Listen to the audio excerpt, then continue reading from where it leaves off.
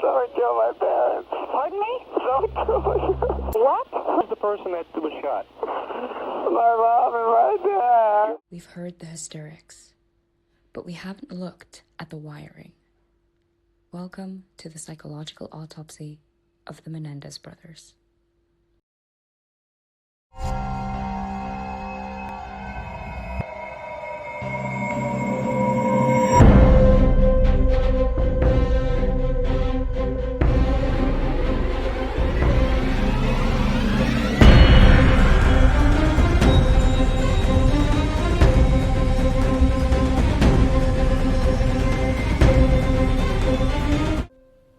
Parricide, the killing of one's parents, is one of the rarest and most disturbing crimes.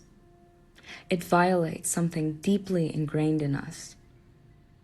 The idea that parents are protectors and children are meant to be safe within the family unit. So when two brothers killed both of their parents in their own home, the world didn't ask why. It asked, how could they? But psychology demands a different question. Not what happened, but what had been happening long before the crime ever occurred. Parricide is statistically rare, and when it does occur, it usually falls into one of the three psychological categories: severe mental illness or psychosis, financial or instrumental motives, chronic abuse paired with psychological entrapment.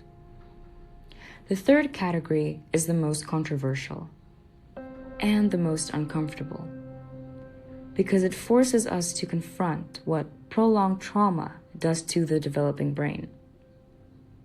Research shows that children raised in environments of chronic fear, control, humiliation, or abuse may develop learned helplessness, dissociation, hypervigilance, emotional fragmentation, an impaired sense of escape. In some cases, violence becomes perceived not as power, but as the only exit. This doesn't justify the act, but it explains the psychological terrain. On the outside, the Menendez family looked perfect. Jose, a Cuban-American executive who climbed from nothing to Hollywood wealth, ruled the home like a CEO. Kitty, once a beauty queen, now battled depression, trapped in a life that looked golden but felt hollow. But behind closed doors, the image of success began to rot. The boy spoke later of a home filled with fear, emotional, physical, and even sexual abuse. A nightmare that hid behind the smile of a family portrait. To outsiders, their lives were enviable, but inside, it was survival, pretending, performing, enduring. And by the summer of 1989, that pressure was about to explode. At the center of the Menendez case is not just a crime, but a family system. And in some systems, power is not shared. It is enforced. Multiple testimonies described a household ruled by extreme control, perfectionism, emotional intimidation, fear of punishment, and a rigid hierarchy where obedience was demanded. In psychologically authoritarian households, children are not allowed to develop autonomy. They learn that survival depends on compliance. When fear becomes constant, the nervous system adapts and the brain begins operating in threat mode, not growth mode. Trauma during childhood doesn't simply create memories, it shapes identity.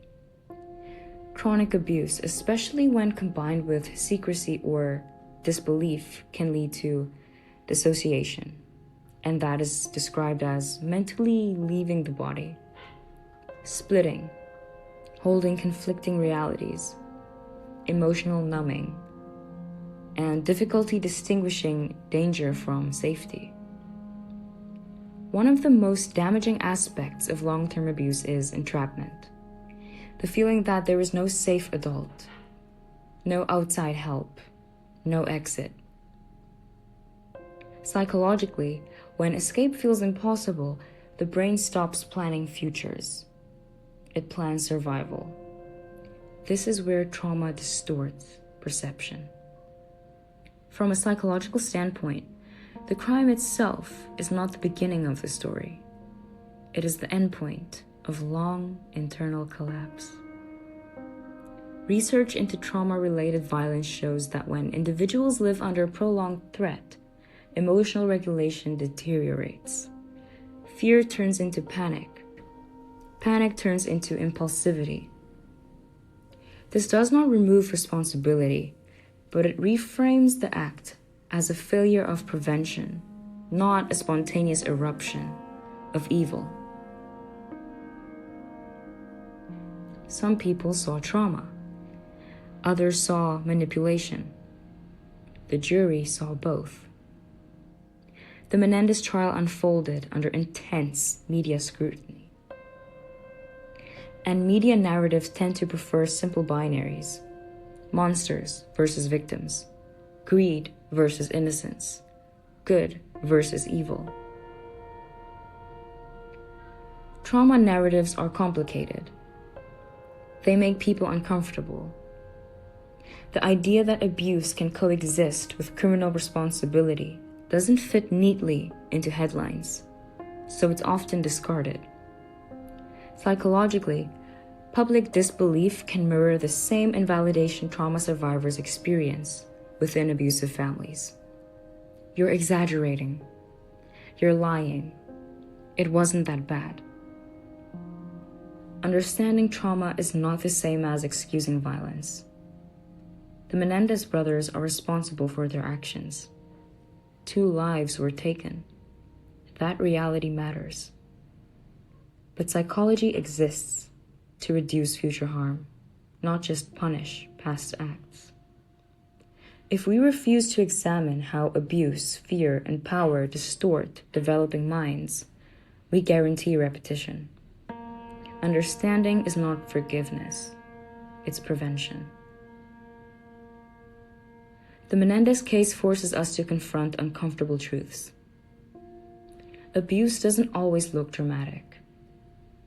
Trauma doesn't always produce perfect victims.